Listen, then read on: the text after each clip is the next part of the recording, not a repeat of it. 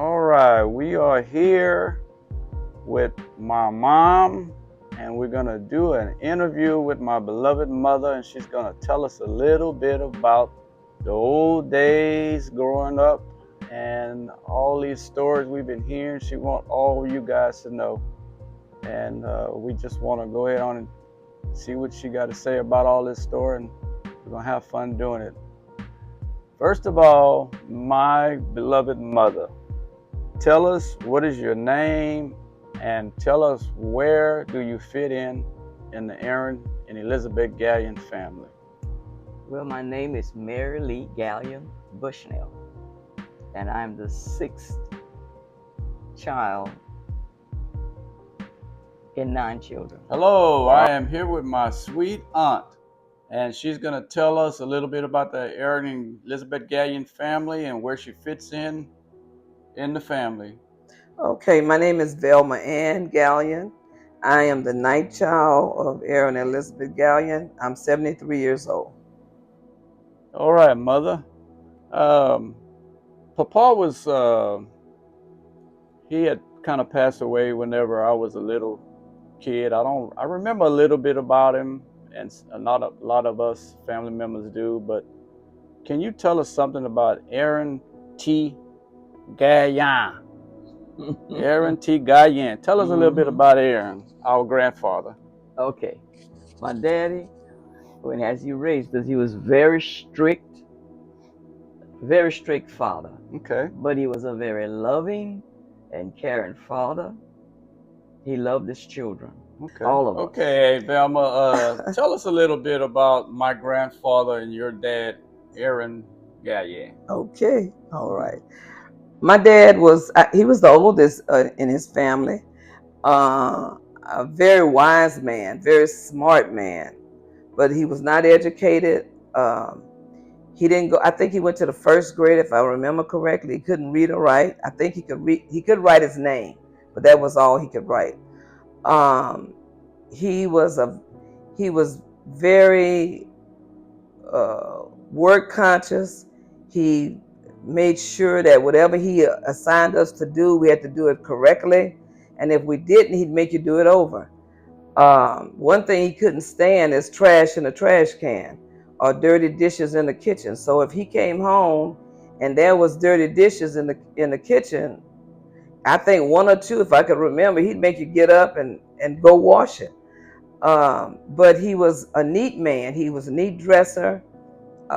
He loved to do his yard.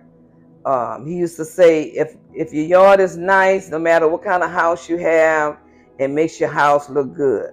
Okay, Mom, tell us something about growing up in the Gallion household family. You got any stories about whenever y'all were young, growing up? Now, when we were little, when I was younger, I'd say between 7 and 8. Okay. We used to have to walk to school. We didn't have transportation. We didn't have a bus. We had to walk. I had to walk because I was one of the younger ones, blah, blah, blah. Mm-hmm. And we had to walk not miles to get to school.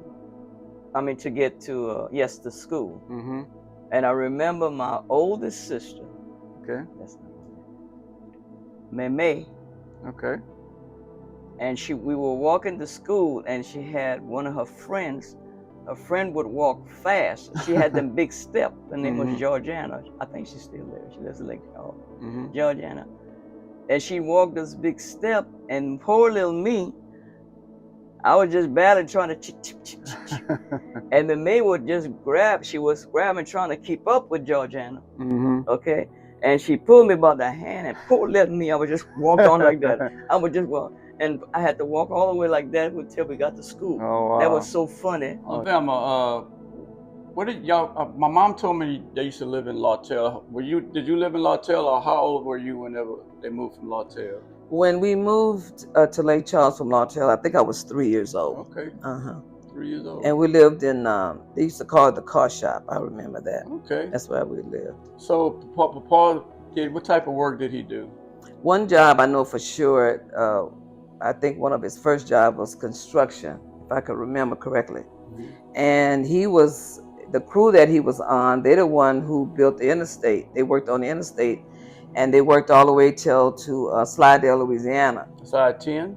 The I-10, Oh, yeah. wow. He did the I-10, yeah. And because as they went further, he would stay out in Slidell, and he'd come home on the weekends. So how was the times? I know it had was it kind of racial times back then? Yes, it was. How did he have to face that? How did he do with that? Well, you see, he was in the union, and so they had to go to the union hall to get the jobs and stuff.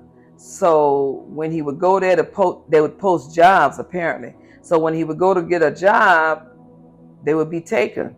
And my understanding at the time was that they would give it to these white guys, the white men. And so he would come home frustrated, because he was a man that was proud. He liked things nice. He wanted everything nice for his family. And so I think that caused him to have animosity, yeah, and felt he couldn't support his family. He couldn't support his family. Right. That's right. That's tough. We picked cotton.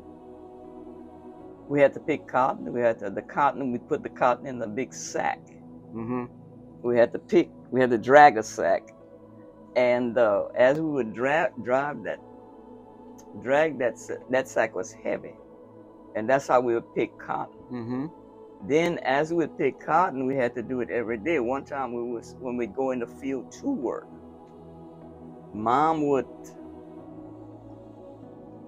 she'd fix breakfast for us in the morning, but at noon, at 12 noon, we couldn't go home for it. Each time we was in field, we couldn't go home to eat at 12. Okay. So she had to bring the food in the field, the lunch in the field. You had to eat in the field? And it was hot out there. It was scorching hot. And Mm-hmm. And then we would walk. After she would do that. After we get through eating, we had to get we'd eat, like I said, we had to eat in the field. Mm-hmm. At noon, right after we'd eat, we had to get back to work again in that hot sun. It was days like that, but it was a way of life. Mm-hmm. It was hard work. Right. But it was just a way of life in those days. Hey, Velma, is there any of your siblings that kind of remind you of Papa? Yes. In fact, I could say my two brothers. Okay. Melvin is the person that everything had to be right, and he was a perfectionist too, and very strict, hard. He had girls, but he still was hard on his girls because he wanted to have good work ethics. My dad believed in good work ethics. And then he believed in, like, if you tell a person you're gonna do something, make sure you do it. Be a person of your word. He always said, a man have a word, it means something. It talks about his character.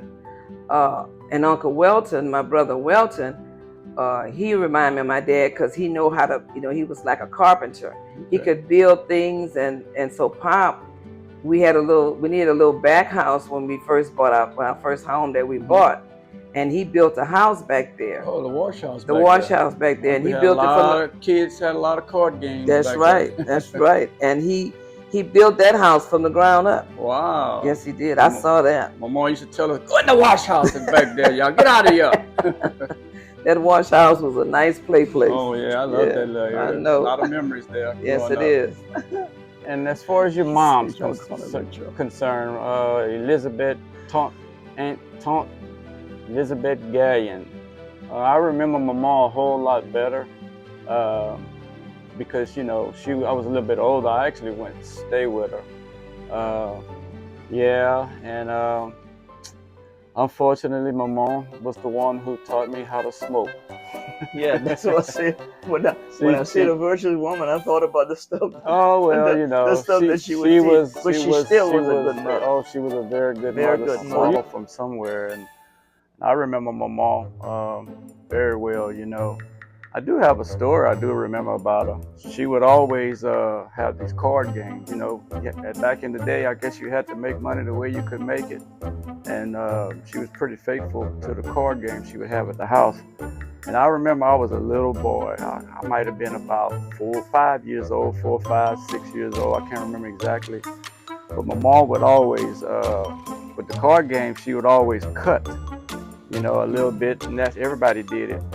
You know, they cut a little bit because they host the game. And I remember my mom in her room, she would always take me because she wanted a bodyguard or something, you know. Oh, actually, I remember she wanted me to watch the door, that nobody would come in the door. So she would go in the room, she would close the door, and she'd say, "Watch the door, you." And she would go into her closet. And in her closet, she had she would always put her little stash underneath a torn rug. And I remember one time she was in that closet after 2 or 3 times of going with her, and I said, "What's she doing in that closet?" So I kind of snuck up to her and I looked, and I saw she was putting her money, some dollars, underneath that rug, and also counting some money out. And I kind of went back and watched the door. She said, "Go watch the door, you." I said, "Okay." I went watch the door. Later on that night, somebody at the table, they asked her, they said, "T, you got some more money? I need to borrow some money." And she said, "No, I'm sorry. I don't have no money. I'm fresh out of money. I'm so sorry. I done lent it all out." And when I heard her say that, I was trying to help her. So you know where this is going. So I kind of thought, I said, I got to help my old grandma out. So I went. She didn't even know. I went, I opened the door, I went under there, I grabbed a whole fist full of dollars. I came outside and said, "Look, Mama, you got some more. You don't remember? You got some more money." She looked, and all the people, they just fell out laughing. "Oh, you." I remember she was mad. She got to speaking some French to me, but it was so funny. I didn't even understand why she got mad. I was just trying to help her out. But I love my grandma. She was one of a kind. She was definitely one of a kind. Yeah, that's. Is there any other thing that you'd like to tell us about my mom? Yeah, she one thing about Mama, she never took sides until she knew the whole story. Wow. You know, or she'd say something like that. "But what did you do?" You know, and I would say, "What you mean? I didn't do nothing." You know. And then, you know, when I would go out, when I was older, a little older, she would watch the clock. And I never had a key to the house, so she would stay up and till I got home. And then if I got home at a late hour, then she would preach to me. Oh. She said, "You think it makes some sense you come home at this time of morning?"